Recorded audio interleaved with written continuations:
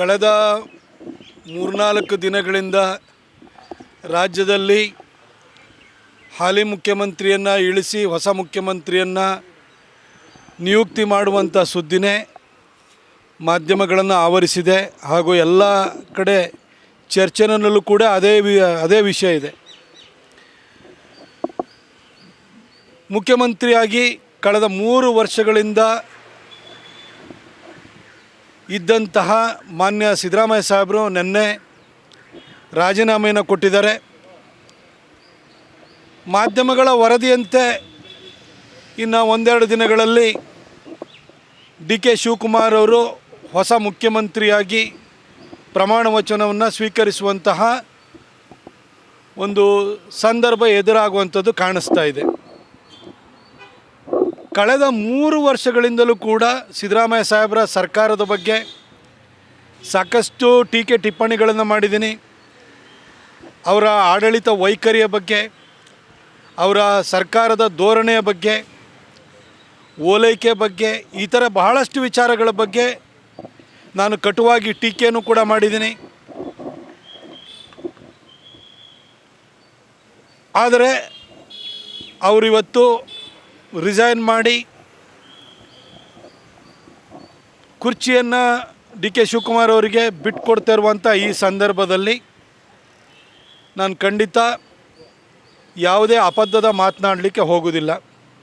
ಯಾಕಂದರೆ ಅವರು ಆಡಳಿತದಲ್ಲಿದ್ದಾಗ ಏನೇನು ಹೇಳಬೇಕು, ಏನೇನು ಟೀಕೆಗಳನ್ನ ಮಾಡಬೇಕು ಇವೆಲ್ಲ ಮಾಡಾಗಿದೆ. 3 ವರ್ಷಗಳ ಹಿಂದೆ ಮುಖ್ಯಮಂತ್ರಿ ಆದಾಗ ಭಾಳ ಸಡಗರ ಸಂಭ್ರಮದಿಂದ ಅಧಿಕಾರವನ್ನು ವಹಿಸ್ಕೊಂಡಿದ್ದರು, ಮುಖ್ಯಮಂತ್ರಿಯಾಗಿ ಜವಾಬ್ದಾರಿಯನ್ನು ವಹಿಸ್ಕೊಂಡಿದ್ದರು. ನಿನ್ನೆ ಯಾವುದೇ ರಂಪ ರಗಳೆಗಳಿಲ್ಲದೆ ಗೌರವಯುತವಾಗಿ ಆ ಚೇರನ್ನು ಬಿಟ್ಟು ಕೂಡ ಕೆಳಗಿಳಿದಿದ್ದಾರೆ.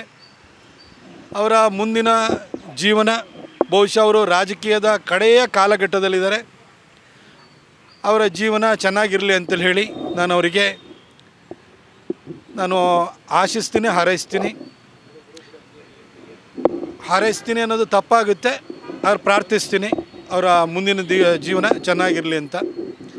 ಹಾಗೆ ಹೊಸ ಮುಖ್ಯಮಂತ್ರಿಯಾಗಿ ಮಾಧ್ಯಮಗಳ ವರದಿಯಂತೆ DK ಶಿವಕುಮಾರ್ ಅವರು ಪದಗ್ರಹಣವನ್ನು ಇನ್ನು ಕೆಲವೇ ದಿನಗಳಲ್ಲಿ ಮಾಡಲಿದ್ದಾರೆ. ಅವರು 3 ವರ್ಷದ ಹಿಂದೆ ಸಿದ್ದರಾಮಯ್ಯನವರು ಯಾವ ಸಂಭ್ರಮದಲ್ಲಿದ್ದರೋ ಇವತ್ತು DK ಶಿವಕುಮಾರ್ ಅವರು ಅದೇ ಒಂದು ಸಂಭ್ರಮ ಸಡಗರದ ಸನ್ನಿವೇಶದಲ್ಲಿದ್ದಾರೆ. ಅವರಿಗೂ ಕೂಡ ಶುಭವಾಗಲಿ, ಒಳ್ಳೆಯ ಆಡಳಿತವನ್ನು ಕೊಡಿ. ನಾವು ನಿಮ್ಮನ್ನು ಪ್ರತಿನಿತ್ಯವೂ ಕೂಡ ಟೀಕೆ ಮಾಡುವಂತಹ ಒಂದು ಸನ್ನಿವೇಶವನ್ನು, ಸಂದರ್ಭವನ್ನು ಸೃಷ್ಟಿಸ್ಕೊಳ್ಬೇಡಿ ಅಂತ ಹೇಳಿ ನಾನು ಅವರಿಗೂ ಕೂಡ ಕೇಳ್ಕೊಳ್ತೀನಿ ಮತ್ತು ಶುಭ ಹಾರೈಸ್ತೀನಿ.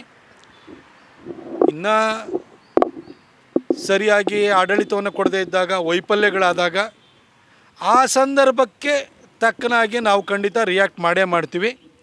ಆದರೆ ಇವತ್ತು ಅವರು ಮುಖ್ಯಮಂತ್ರಿ ಆಗಬೇಕು ಅಂತೇಳಿ ಹೇಳಿ ಎಲ್ಲ ತಯಾರಿಯನ್ನು ನಡೆಸ್ತಾ ಇರುವಂಥ ಸಂದರ್ಭದಲ್ಲಿ ನಾನು ಖಂಡಿತ ಅಬದ್ಧದ ಮಾತುಗಳನ್ನಾಡಲ್ಲ. ನಾನು DK ಶಿವಕುಮಾರ್ ಅವ್ರಿಗೂ ಕೂಡ ಆಲ್ ದಿ ಬೆಸ್ಟ್ ಹೇಳ್ತೀನಿ. ಒಳ್ಳೆ ಆಡಳಿತವನ್ನು ಕೊಡಿ, ಎಲ್ಲರಿಂದ ಸಹಿ ಅನ್ನಿಸ್ಕೊಳ್ಳಿ. ಇಲ್ಲ ಅಂತೇಳಿ ಹೇಳಿದರೆ ಖಂಡಿತ ನೀವು ವಿರೋಧ ಪಕ್ಷಗಳ ಟೀಕೆಗೆ, ಜನರ ಕೋಪಕ್ಕೆ ತುತ್ತಾಗಬೇಕಾಗುತ್ತೆ.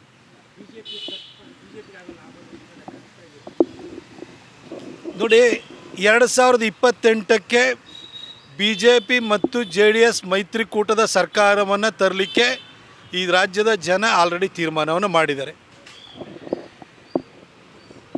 3 ವರ್ಷದಿಂದ ಸಿದ್ದರಾಮಯ್ಯನವರು ಆಡಳಿತವನ್ನು ಕೊಡ್ತಾಯಿದ್ರು, ಅವ್ರನ್ನ ಆಡಳಿತವನ್ನು ನಡೆಸ್ತಾಯಿದ್ರು. ಅದ್ರ ಬಗ್ಗೆ ಜನಕ್ಕೆ ಏನು ಅಭಿಪ್ರಾಯ ಇದೆ, ಏನು ಅಭಿಪ್ರಾಯ ಇಲ್ಲ ಅನ್ನೋದು ನಿಮ್ಮ ಮಾಧ್ಯಮಗಳ ಮುಖಾಂತರವಾಗಿ ಜನಕ್ಕೂ ಮನವರಿಕೆ ಆಗಿದೆ, ಹಾಗೂ ಮಾಧ್ಯಮಗಳಿಗೂ ಅದ್ರ ಬಗ್ಗೆ ಅರಿವಿದೆ. ಅದ್ರ ಬಗ್ಗೆ ಮತ್ತೆ ಪದೇ ಅವರು ಆ ಚೇರಿಂದ ಕೆಳಗಿಳಿದಿರುವಂಥ ಸಂದರ್ಭದಲ್ಲಿ ನಾನು ಮಾತಾಡಲಿಕ್ಕೆ ಇಷ್ಟಪಡಲ್ಲ. ಇನ್ನು ಉಳಿದಿರುವ 2 ವರ್ಷ DK ಶಿವಕುಮಾರ್ ಅವರಿಗೆ ಸಿಗ್ತಾ ಇದೆ. ಅವರು ಒಳ್ಳೆಯ ಆಡಳಿತವನ್ನು ಕೊಡಲಿ ಅಂತ ಹೇಳುವಂಥದ್ದು ನಮ್ಮ ಆಶಾಭಾವನೆ ಆಗಿದೆ. Thank you.